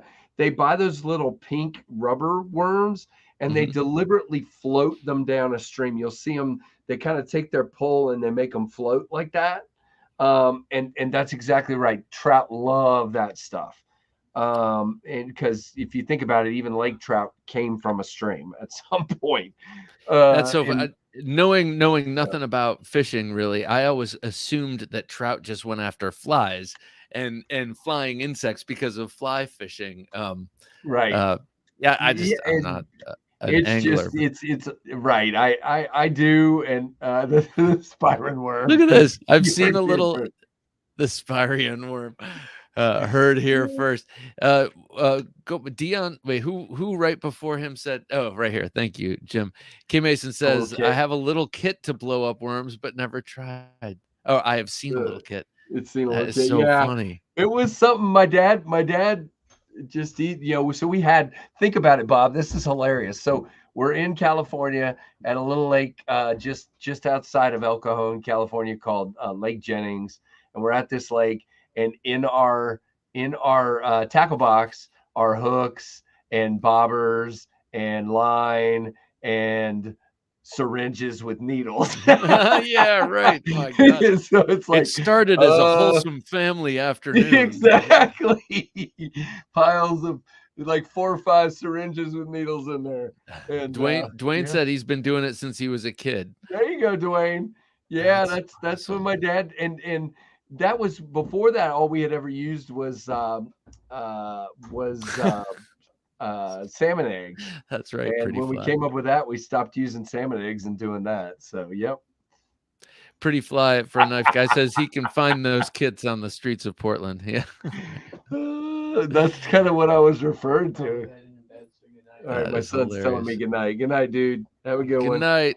Don't get up too early. You're really getting up that early. Okay, good. You're smart. All right. But yeah, Pretty Fly. That is Pretty Fly. Bill Dance, eat your heart out. Yeah. So yeah, there you go. There's your tip. Next time you want to catch some trout, man, I want to go out and try it right away. That sounds pretty awesome, man. But these days in the streams around here, we usually use those little pink Berkeley worms, like I was talking about, or a rooster tail. It's a little different fishing around here, if you know what I mean. So it's than the lakes that we were fishing in California. It's a little bit different. I don't usually try those kinds of wacky things. All right, so before we let you dangle, let everyone know what you have available and what they stand to gain by going to Tempest Knives. If you scroll down a little bit there or hit the shop now button, either one, scrolling down works. You can see that the two, and again, I don't know why my website orders them like this, but on the left there, top and bottom, you have the 2 Jetstream pre-order items. You have they're $129.99. The top one is the reverse tux. The bottom is the blue with stonewash. And again, all the specs are there, so you can find. And this is a pre-order, and as you can see over on the right there, it says it's going to take up to 75 days or maybe more. Blah blah blah, that kind of thing. But all the specs are there, everything about it, and we're going to leave the pre-order open Probably for another week or two, probably 2 weeks, I would think. I'm not sure yet, but we still got a little ways to go to be comfortably where I want to be, if that makes sense. Mhm. So Yep. we'll leave it open for a little while longer here, and then go from there. Um, and again, I can't wait to get them into people's hands. I mean, Bob, my I like to say my pre-orders have been non-traditional. Some of the bigger companies out there that uh, speak loudly and carry a big stick or whatever. I guess Mhm. I'm a small voice crying in the wilderness. So my pre-orders tend to go a little. Dion, you're pretty smart, man. It's not a Ferrari, but it's pretty close. It's a 5-spoke wheel based on something like a Ferrari or any kind of racing wheel. I put my own little twist on it, but it's pretty close to a Ferrari. But yeah, it's on all my knives, and it will be going forward. And I can't get it to focus, but there you go. And Um, you also have extra scales you can buy for this, or different so scales. yeah, that's the next thing I was going to say. Both microbursts are available, and then I've got. We'll just do this. I'm gonna A need it. whole box of extra scales left here. Oh, cool. These are the rain milling ones. So the really only difference in these is they've got the milling lines that are supposed to look like rain. Oh, coming They down at give you an a little, angle, right? Yep. yep, and they give you a little bit of extra grip to them, and those are up there. And then obviously the two microburst models. Like I said, right now I'm completely out of opinions. There'll be about 6 more in a custom look Nice. as soon as I can actually get to it. So is that something, are these something you plan on running again, or do you just gauge interest and go from there? Well, okay, so that's a great question. I've had a lot of people asking me to do this in titanium. And I would love to do this as a titanium inset lock. This would be great as a titanium. Nice, thin, kind of unique to the Jetstream. It would be very different. I would love to, but I need to gauge interest. Is there, because here's the problem, Bob. This is the biggest issue that I have, these minimum order quantities, and I get it, man. It's Yeah. the companies have to protect and make sure they're actually going to make enough money to make it worth their while. So the minimum order quantities make it tough, man. So for a titanium version of that, we might still be around 400. We would have to order, and knowing that there's 600 pinions out there, I guess I need to gauge interest. You know what I'm saying? Yeah. And see Yep. if there would be enough interest for it out there. Well, I would love to. for for people who already own them, that adds a bit of pride of ownership and exclusivity, um, and that's that's a benefit for us. but Right. but I'm sure there are plenty of people out there who are like just keeping their eyes peeled on the secondary market for the person who lets one go, because that's how the only way you're getting one right now. Right. And these were blockbuster. I mean, Yeah, they did pretty well, and for a first production knife, and I gotta say, and my one of my kids actually, he doesn't like bigger knives though. In fairness, he likes this better than the Jetstream, but most people that have seen both actually kind of like the Jetstream a little more. But action wise, this thing is just, I mean, for they were selling as recently as I sold out, I was selling them at like $69. They were 75 originally for the G10 ones, and I think it was a good deal. And even yeah. for the micarta, they were 85. They were still really really good deal. I'd love to bring them back. I think if I bring it back, I this one is a little thicker, so I would like to try a hollow on this. So maybe Yeah. titanium with an Ooh, yeah. inset lock and a hollow grind. And if I did that, I maybe they would sell. Maybe they're different enough that it would sell. So I kind of got to feel good about that, if that makes sense. Yeah, sure. And maybe, Bob, another thing I've been looking at, and I'm not tipping my hand because I'm not going to give you any names, but I've talked to some uh, outlets, some retail stores about would they like to go in on that with me? Meaning Oh this yeah. this this microburr, I mean this pinion with you know, a hollow ground whatever blade, let's just say S35 blade, hollow ground, titanium scales. You know, that could be your exclusive. Yes. Oh, that would be So cool. That trying sounds to like a get that done smart way hasn't to go. happened yet, but that would be, to me, that would be a cool. And again, I'm just throwing a steel out there. I don't know what it's going to end up being, but that, to me, that would be the way to go.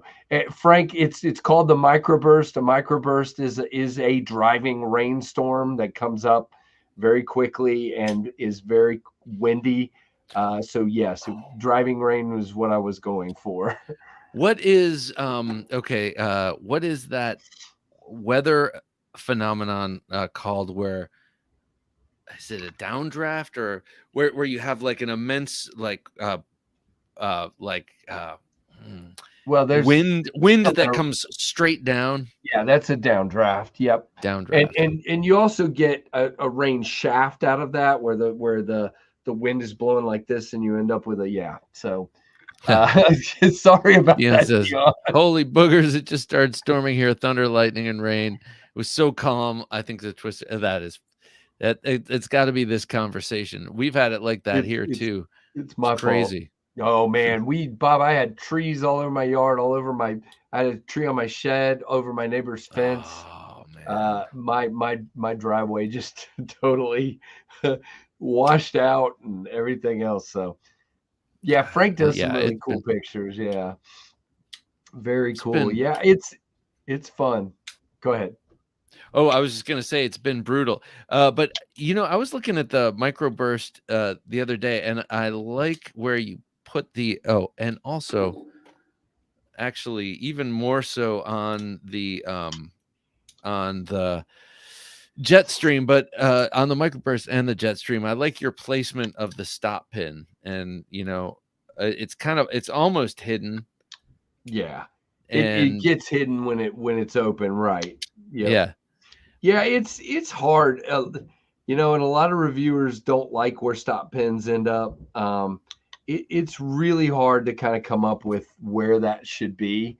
And I try to do the same kind of thing on the Jetstream as well, but it's it's one of those negotiations. Should it go here or go there? Is it better? that's why people are I so don't know crazy what's about right. internal stop pins. Right. Yeah, I did.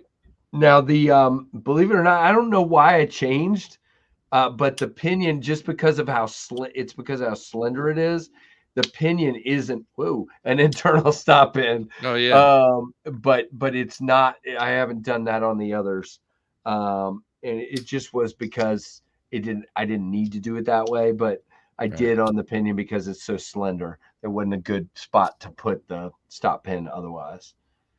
Dion says, "I'm tough. That weather won't mess with me. It's scared." That's right. Yeah. That's right, Dion. Scare the hell out of that That's thunderstorm. awesome. Yeah, What do it, a man. That's funny. That is funny. Well, I can't wait to see your fixed blade when it comes in, man. That's gonna be awesome. I'm excited. There were a lot of people. There was one of the prototypes was at the maker, Matt Chase of Hogtooth Knives, at his table at Blade Show, and a lot of people were asking about it. And Good. so we might end up doing some. We might come to some sort of agreement, you know, and have him make that part of his lineup, and you know, Yeah, I don't think I figure can. out. I don't think down here in the free part of Virginia that I can support something called the Nova, but I don't. Yeah. Hey, it's a cautionary name I'm actually, only kidding. because Yeah, it's like, yeah, well, it's sort of like, you know, you can't even buy a pocket knife in Northern Virginia. I mean, like, it is so right, hard. Like, there right. is no, so it's kind of a thumbing of the nose, you That's know. good. That's good. it- Yeah, So and I was so sad. You know, it's hard being Knives Fast and Tempest because at Blade Show I wanted so bad to yes, go yeah, around to more like you said, Hogtooth. I would have loved to have gone over there and seen. I didn't go anywhere, man. It was like Yep. I went and did a few videos. Jeremy, my buddy Jeremy, manned the table for a little while, and then zoomed back. Because people were looking for me. I'm like, nah, I got to stay here at the table. So it Yeah. worked out. It Oh was yeah. it was a lot of fun, but man, it's hard to do both. It really is. Yeah, in the first year I went, I saw you, and you were all over the place with your monopod That's and me. camera. You got tons of videos that first year. Yeah. So yeah, Yeah, I didn't that's get a real nearly changing as of much. gears. Yeah. I probably got a less than a third of the amount of content this time. It was just what can I get and get quickly? Who's available? Buzz by a Yeah. booth. Oh, they're free. Let's do a video. And I was shocked. I really wanted to talk to Ben Peterson at NAFS, and Oh yeah. I flew by his booth twice. He had like 83 people in there, and we've never met in person. And late on the second day, I walked by his booth and there was nobody in there. And I walk up and I didn't even know he knew who I was. And he says, "You're KC, right?" And I'm like, Oh, "Okay, that's cool. well, you know me." And we did a quick interview and got that done. And then all of a sudden, as soon as we were done, it was like the skies opened up. Everybody was at his booth. So I'm like, good. I'm glad that worked out. So is there an anvil knife? Anvil knife in that What book is of an yours. anvil knife? And what book? In my book of drawings here, he was talking about Oh, okay. An anvil my knife. my messy ragged Oh, that's awesome. book That's here. Now I don't know beautiful. I what love sketchbooks I'm full not of sure great what an ideas. anvil knife is. I've got slip joints. I've got you name it. Half of these won't even ever see the light of day, but um, I, I've got one in here that's got Bob's name written all over it, but I haven't Oh, been able to nice. make myself make it yet. But I need to make this just for you, Bob. So, oh, like a knife Oh, named anvil. Okay, I thought you were talking about like a by specific Strong. style of knife. Okay, That's cool. okay, like an anvil cloud. Yeah, gotcha. No, I know So that part, Patrick. I just didn't know. I thought you meant a style of knife. So, yep, that would be K cool. Mason was speculating on the number on his Novel one, and if you asked for one, it went on the list if it was between 1 and 25, but if not, you'll get some cool random number. So And what did you decide to go with on the steel on those? they are 154 cm. 154. Yeah. Yeah, Very cool. yeah, Very cool. Yeah. easy to keep sharp, stay sharp. Yeah. And I'm sure he knows that steel, I would assume, pretty well. Yeah. All of his all of his non like forged knives, like stuff like this is all Yeah. high carbon, but all of the stuff that he does that he gets water jetted out and stuff, it's all 154.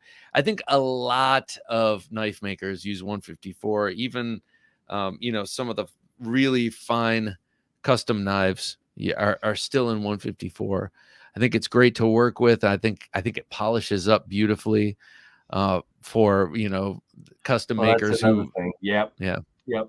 A eh, lot of makers like that nice sheen to it. Yep. Very yeah nice. so I think your choice was the right one for the Jetstream. So Good. I'm gonna send this along. I know this is now going to be going. That high carbon was badass. Agreed. Thank you. Not that it's mine, but it's in my possession, so I'll thank. Good. So this is going off to you told me where it's going. I'm excited Yeah. to send it off, but that's bittersweet. Sad to see it go. Um, I know how yeah, that is. I get knives in all the time as a reviewer. I'm like, do I have to send this to the next yeah, guy? really. He's And not then I gonna can't love buy it them all. like he's not gonna love you like I love you. This one has a bit of a patina from my hand oil and the hand oil before it.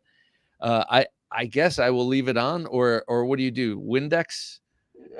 You can just wipe it with a cloth, a I'll dry just cloth, and yeah. whatever's there, just send it like that. He'll be fine. Okay. Yeah, I mean that's another reason, to be honest with you, that I decided to go with the milling lines. I've noticed that this one with the milling lines doesn't print as bad. Oh yeah. Um, so I think that helps with that. The appearance of the printing. What's the buy now price? This has a really nice sound too. Listen. Yeah. It's got a little, it's got just a Yeah. little resonance. Is the black one? I don't know. Yeah, a little bit. But only on the reverse flick. Yeah. A little bit, but not as much. I think it's resonant because of the blade. That's pretty cool. Yeah. Milling That's lines pretty help cool. with grip too, says Dion. Yeah, and Yeah. there That's I why I think you decided mentioned to do it. I did lose a couple of orders because of it. There were people that didn't want it, and I'm like, really. huh? Yeah, they were kind of like they think it looks cleaner without it, and that's fine. But I mean, it's to me, it's subtle. It's not like in your Yeah. face, Right. milling. It's very subtle. And I think it comes out, especially on this blue one, man. It looks ridiculous. Yeah, So it is I'm beautiful. excited to get them done and get them moving. They're doing good stuff. They really are. And again, like you said, I think the action, because this is a bigger, beefier knife, the action is just, I mean, milky. Stellar. Yeah. So that makes it fun. That's the get out of the way and don't get cut game. There you go. Yeah. That's a lot of fun. So I'm not very good at it because I'm almost 54, like we talked about earlier. But Kevin was doing it lefty, and we were laughing because I'm like, dude, you're gonna cut your finger off, and now he's got me doing it. So, but there are certain knives I will not do it with. For example, the Grant Gripper. I do not do that. I do not do that with this guy. Yeah, so, you got to value your fingers. I do. So, and that's the other thing, Bob, I forgot to mention. Again, we're almost out of time, but I like the other thing I wanted to do with this knife that I thought was different was going with the spear point blade, kind of upswept spear point like that. Because there's not a lot of spear points in this style of knife out there. So, and I love a spear point, but I wanted to make it mine, Yeah. And also by kind of sweeping it up. A lot of people ask why I did that. It kind of gives you that nestled place for your thumb. And that was the whole purpose of that, the entire purpose of doing it that way. So just all choices. We all make choices. Are they the right ones, the wrong ones? Who knows? But you make the choices that appeal to you at the time. Yeah, I think you made the right choices on this anyway. I don't know about the rest of your life, but you made the right choices right here, sir. I'm digging this. KC, thanks a lot for coming on Thursday Night Knives, man. It's been me, man. Oh, it's always a pleasure. So again, TempestKnives.com to get on the pre-order for this. $130 is a steal for this or the reverse tux version, the KnivesFast, the reverse tux version. And then don't forget, you can get also the microburst, which is just such a sweet little EDC knife in all black. I don't know if you remember, but I vacillated back and forth between all black. And I'm happy with my choice, but I do like the way it looks in your hand right now. So yeah, they're very nice. Those are available too. And so thanks everyone for joining us, and be sure to check in on Sunday where when we talk to Lynn Thompson of Cold Steel. It's so exciting. Cool.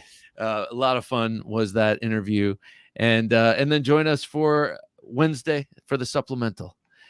So for Jim working his magic behind the switcher, and for KC, thanks so much for joining us. We'll see you next time, and be sure not to take dull for an answer.